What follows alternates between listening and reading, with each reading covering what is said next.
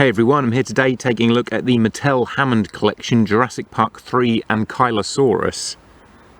Here's the packaging, pretty much the same as all the other Hammond collection packaging, but this year it's got the 30th anniversary logo, which looks like the banner that came down at the end of the first Jurassic Park film that said, you know, when dinosaurs rule the earth. So it's kind of a nice little callback that they've made the 30th anniversary banner, a bit of a homage to that.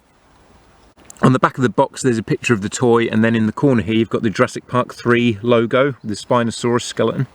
And on the side here there's also a nice picture of the toy with kind of a forest background put in, and the Jurassic Park 3 logo at the bottom there. I love Ankylosaurus, so I'm glad we've got one in the Hammond collection. It's funny that they've made one based on how it looked in Jurassic Park 3 rather than Jurassic World, because it had a bit more of a significant scene in Jurassic World. However, we have had a Jurassic World colour scheme Ankylosaurus in the main line, so it's nice to get the Jurassic Park 3 version here. For articulation, the legs go forward and backwards. They pivot out to the side a little bit. There's articulation there at kind of the elbow and the wrist, and that as well as going forward and backwards, both those bits swivel out to the side as well. On the back the legs don't pivot out to the side, they just go forward and backwards. Then the knee and the ankle are the same as at the front there, where they both bend forward and backwards and swivel out to the side.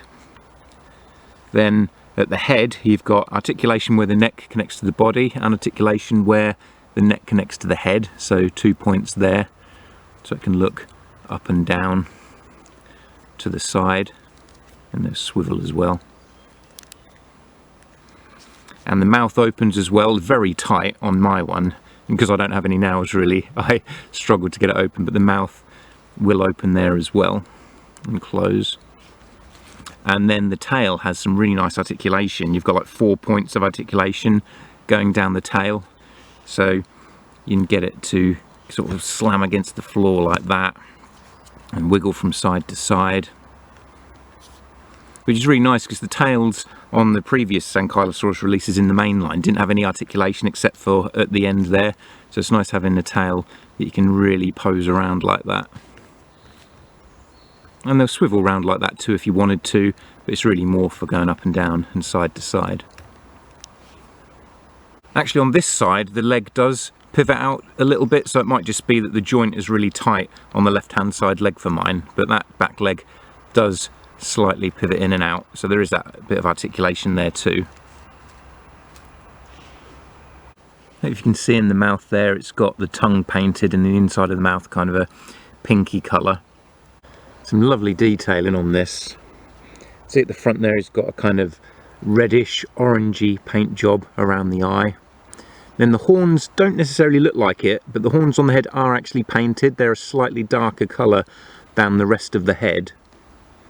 It doesn't show up that well, but they have painted those horns, though the horns on the side of his face aren't painted, but they're pretty much the same colour as that going all the way along the side there, so it does match up.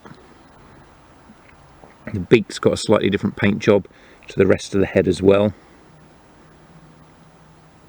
See on the head there's a bit of grey in between all the scales and bumps on his head to give a real nice texturing look. Then you've got the horns going all the way along the back, and the horns are a rubbery plastic underneath the shell, much like the Ankylosaurus in the main line. But as you go down to the tail you can see the horns, or spikes, whatever you'd call them, along the top aren't painted. So it kind of looks a bit strange because you'd think they'd be the same colour as the spikes on the back going down the tail, but they're not painted. But I don't think it looks bad, but just kind of a strange detail. I don't know if that's accurate to the film or not. Really nice club on the end of the tail, which looks better than the club on the mainline releases. See the horns along the side are still that kind of browner colour, matching the horns going up to the body there.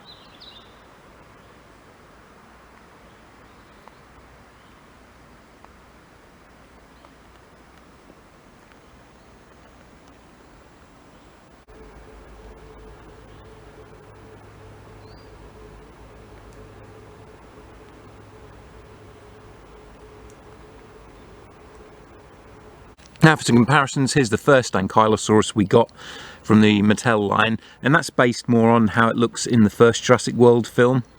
It's got a lighter sort of tealy blue colour scheme. It's a bit smaller as well. This new Ankylosaurus is slightly larger, but these older ones had the electronics that made the tail swing from side to side.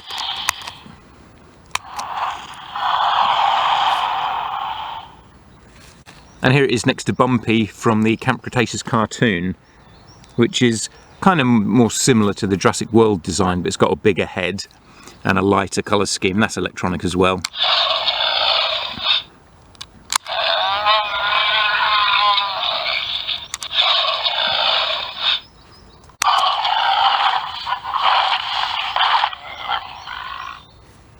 And here it is with the juvenile Ankylosaurus, the baby Bumpy figure that we got.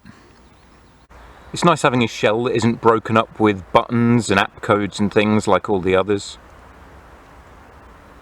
The Ankylosauruses in the main line have some nice detailing too, but nowhere near as nice as on these Hammond collection ones.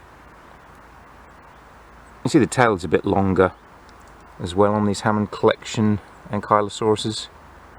And the club's more detailed. I never really liked how the club looked on those mainline Ankylosauruses.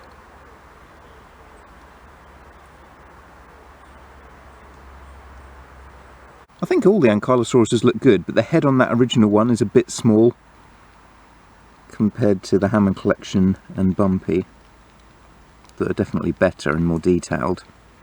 Bumpy was actually a really detailed one, got some nice paint apps for a mainline toy, but I guess it's because it's a quite main dinosaur in the cartoon series. They gave it a bit more detail, a bit more attention.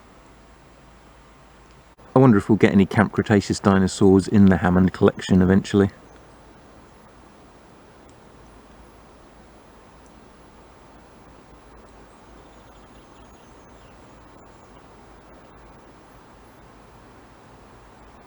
Thanks for joining me for this look at the Hammond collection Ankylosaurus. I'm loving these Hammond collection figures. This is really like my perfect Jurassic Park, Jurassic World toy line. And it's nice we're getting a decent variety of dinosaurs as well. Even from Jurassic Park 3, where this only had kind of a minor appearance really. So thanks again for watching, and I'll catch you next time.